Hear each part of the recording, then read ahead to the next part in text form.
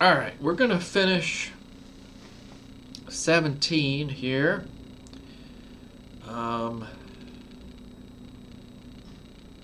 Here's the notes. So, Job is still responding to Eliphaz. He kind of continues his discussion about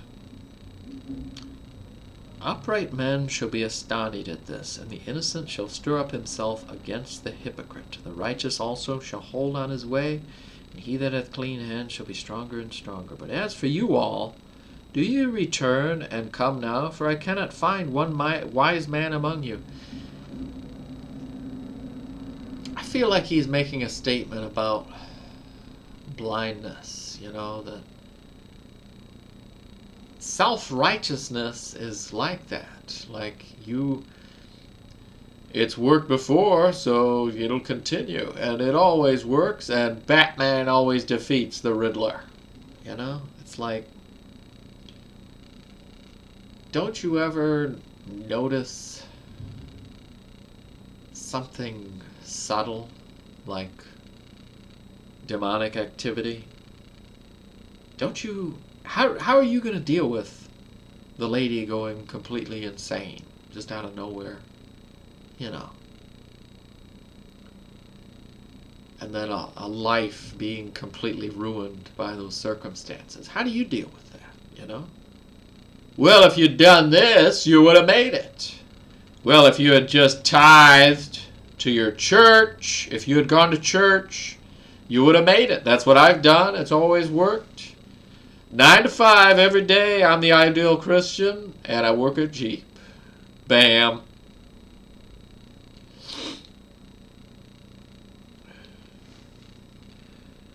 We're trying to look at the notes here. 17, verse 1. My breath is corrupt, my days are extinct, the graves are ready for me. Notice again the Hebrew word for graves in the plural. Sheol is never spoken of in the plural. Are graves for bodies? Sheol is a grave for souls. Interesting.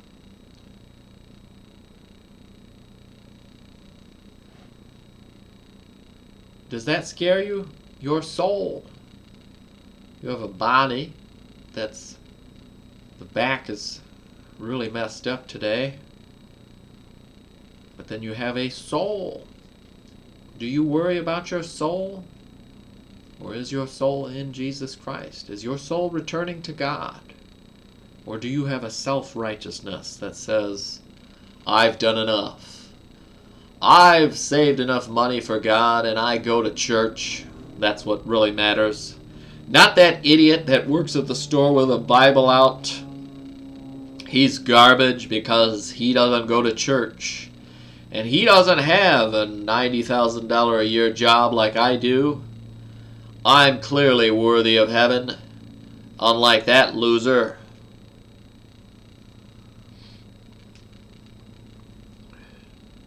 (17:14) I have said to corruption, thou art my father, to the worm, thou art my mother, and my sister. Now, worm, which, well, he doesn't go into it here, but in previous notes, he has talked about how when you go to hell, that's what you are going to become, is a worm in hell. Doesn't that sound horrible? To become a worm. Just burning in hell forever. Chris doesn't like to think of hell as forever, but I think there's a lot of verses that say it's forever.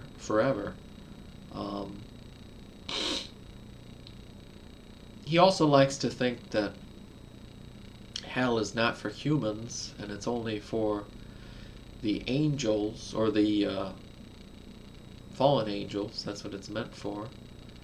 But think about it this way. What about all the creations that were outside of creation?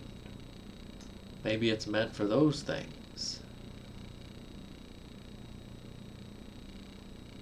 And then think about all the lines that survived the flood that had angel DNA in them?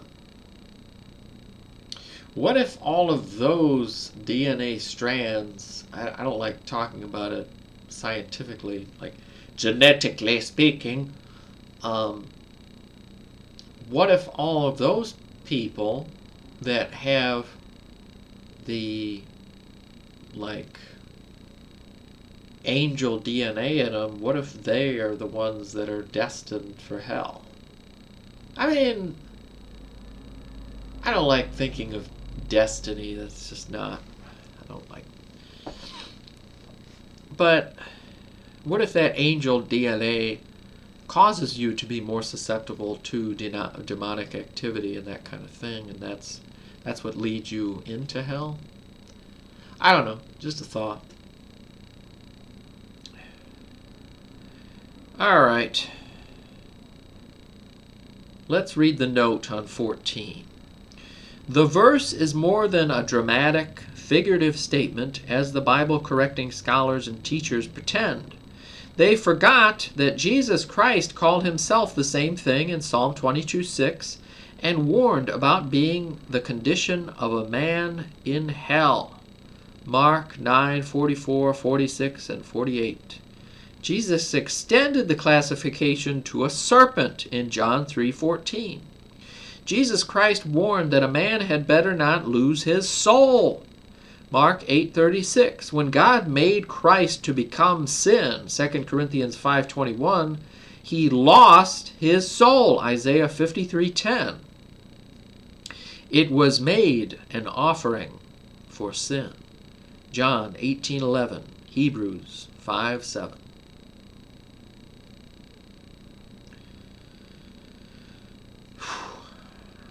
It's a lot. It's a lot there. 14. I have said to corruption, thou art my father, to the worm, thou art my mother and my sister. Now, he goes down to hell and scoops out of there Abraham's bosom, and he takes the keys of hell and death with him when he goes to heaven. Pretty amazing. But when he's down there, you're witnessing a lot of this.